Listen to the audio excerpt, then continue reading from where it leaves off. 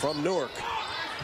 Schimmel with a long-range jumper off the mark. She's missed a couple from pretty good distance.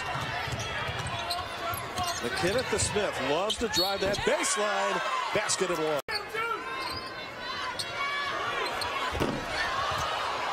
Smith to McKinnon.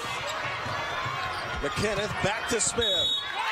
Basket and one. Slaughter with 18. Her average per game is 8.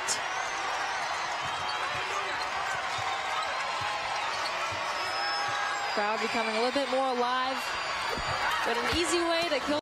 Half-court shot made by the Orange and history as well, as Syracuse won at 60-57.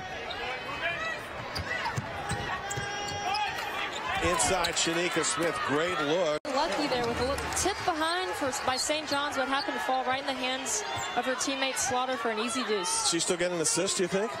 I think so. To check with our stat people, but they'll take it by all means. St. John's could.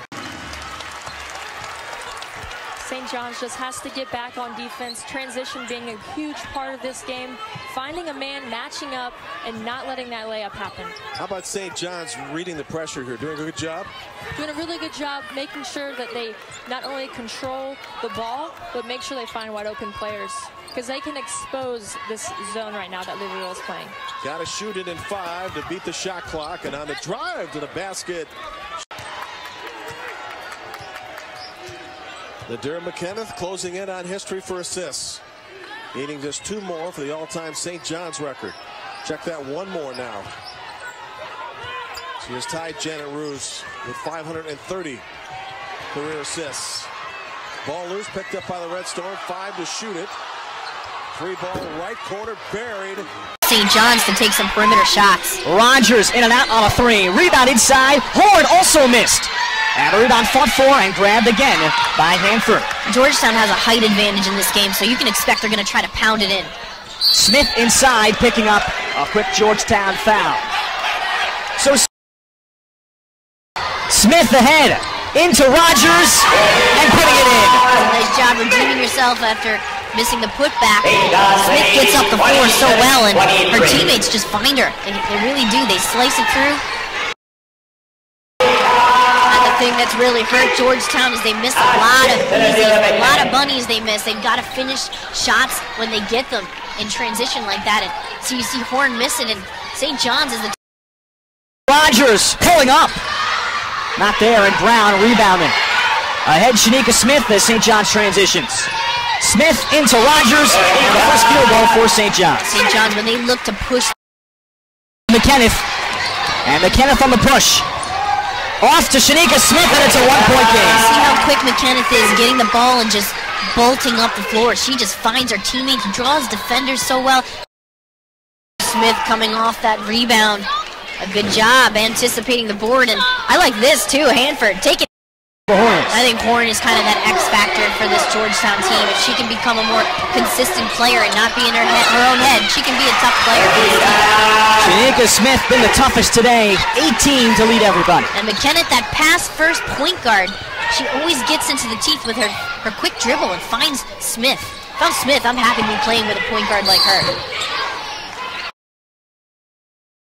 Back down the jumper, Shanika, first player into double figures with 11.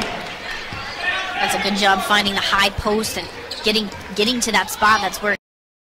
Lob for Smith, who puts it up. How pretty. That's a beautiful play. Throw it up high to Smith, and just such a finesse player. 22 for Shanika Smith, and another great dish from Nadir McKenneth, who has 10 and 10. Rogers. They handed the ball to Rogers, but the ball wasn't in play, and now Rogers has it, and a timeout, Georgetown. So it'll be the Hoyas' turn. And the window got her own rebound. A new shot clock for St. John's. Smith off the pump fake. Smith is so good at that. It's all off of St. John's offensive crashing of the boards. Didn't look like she got rid of it, but it hit the rim. And we'll restart it, but St. John's comes away with it. Smith will push, hustling down there to help out Langley. And Shanika takes it. Fairborn, Ohio. it's a small town, a small school, so it's not like a big powerhouse basketball program where you've got a lot of people that understand. I like how they're running, and I'm sure Coach Tardamella says, as long as you're playing fast, it's okay. You come down the other end, Smith picks it, and that's an easy deuce for Smith. Game starts to lose time here in the second half. Under 8 minutes is always a symbolic of a time for team to make runs. Marquette has helped St. John's, but St. John's start. There you see, making sure you know what's going on. The red St. John's, of course, the white Marquette. Got Tammy Blackburn here with me. I'm James Bates. Glad to have you with us for Big East women's basketball on a Wednesday night in chilly Milwaukee, Wisconsin. Maybe chilly by Wachuku and company, the best shot blockers in the Big East. And they just keep on coming. It's 13-8 as we near 12 minutes left here in the first half.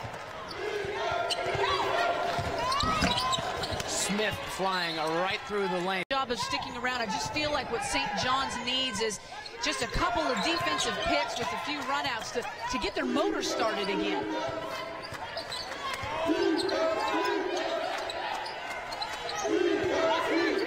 There's one right there that can kickstart things. Smith with a big three.